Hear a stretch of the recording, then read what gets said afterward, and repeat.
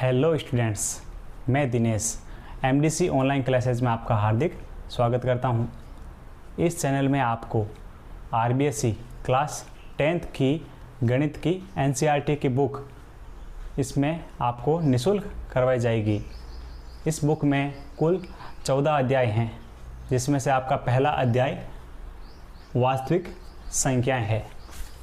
वास्तविक संख्याओं में आप पहला पॉइंट पढ़ेंगे अंकगणित की आधारभूत प्रमेय। इसमें अंकगणित की आधारभूत प्रमेय के बारे में आप विस्तार पूर्वक अध्ययन करेंगे। आपका दूसरा पॉइंट है लघुत्तम समापवर्त्य, जिसको LCM भी लिखते हैं, लीस्ट कॉमन मल्टीप्लाई। तीसरा पॉइंट है महत्तम समापवर्तक, जिसको HCF या हाईएस्ट कॉमन फैक्टर भी कह सकते हैं या लिख सकते हैं। चौथा पॉइंट है आपका LCM और HCF के बीच संबंध। इस पॉइंट में आपको LCM और HCF के बीच क्या संबंध होता है वो इस पॉइंट में आप विस्तार पूर्वक पढ़ेंगे। आपका पांचवा पॉइंट है अपरिमेयता का प्रमाण।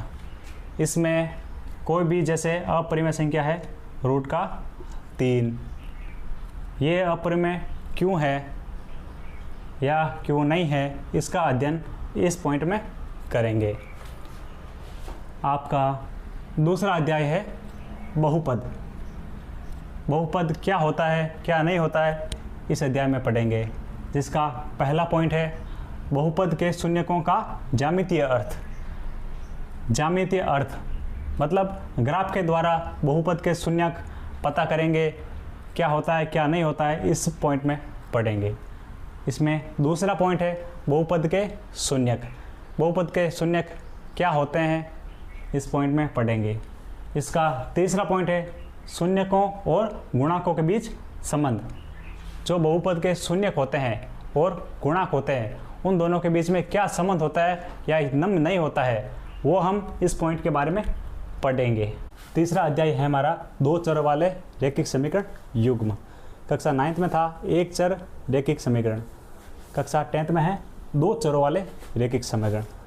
चर होता है जैसे x और y, जिसमें दो चर होंगे वह होगा समीकरण, ठीक है, जिसमें कुल 3 विधियां हैं। पहली विधि है ग्राफ्य विधि। ग्राफ्य विधि से हम रैखिक समीकरणों का हल निकालेंगे। दूसरी विधि है प्रतिस्थापन विधि और तीसरी विधि है विलोपन विधि। इन तीनों विधियों के सहायता से हम रैखिक समीकरण का हल निकालेंगे। और चौथा अध्याय है आपका द्विघात समीकरण। द्विघात समीकरण क्या है, इसका मानक रूप क्या है, और गुणनखंड विधि से इसके हल प्राप्त करेंगे और द्विघात सूत्र के द्वारा भी इसका हल प्राप्त करेंगे।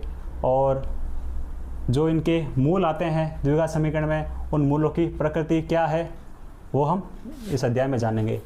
अध्याय 5 है आपका समांतर श्रेणियाँ, जिसको शॉर्ट फॉर्म में हम एपी से भी जानते हैं।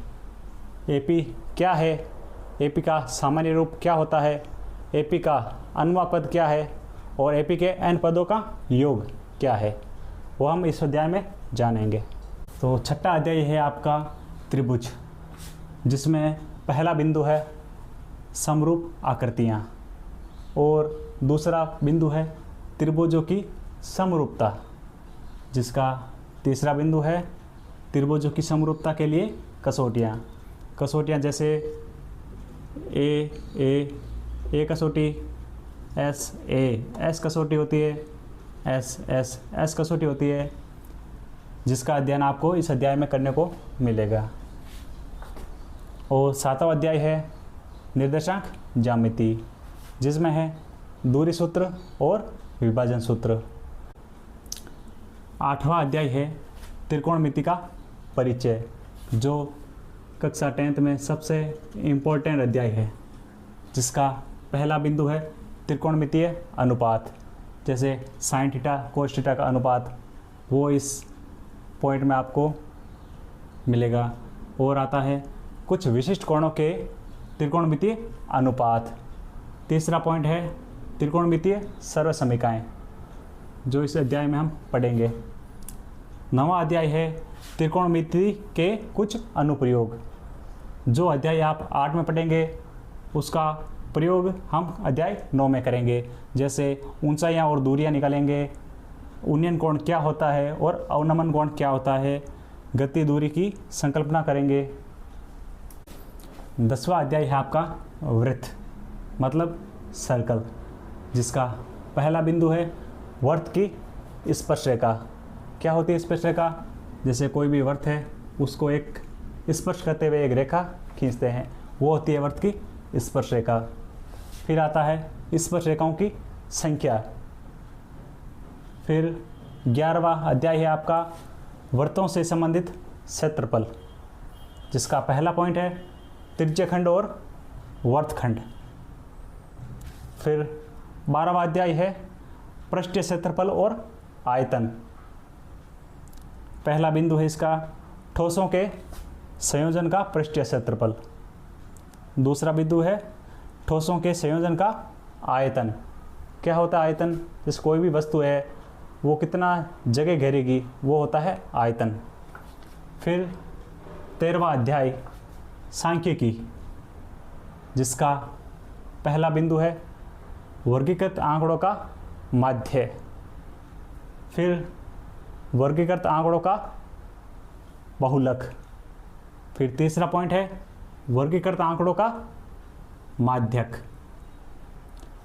आपका लास्ट और आखिरी अध्याय है 14 नंबर प्रायिकता, जिसका पहला बिंदु है प्रायिकता एक सैद्धांतिक दृष्टिकोण।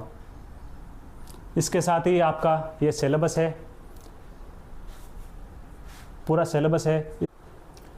हमने क्लास 10th के सिलेबस के बारे में चर्चा की, जिसमें कुल 14 अध्याय थे, जिसमें अगली क्लास में हम पढ़ेंगे अध्याय 1, जो था वास्तविक संख्याएं, रियल नंबर, जिसका अध्ययन हम अगली क्लास में करेंगे।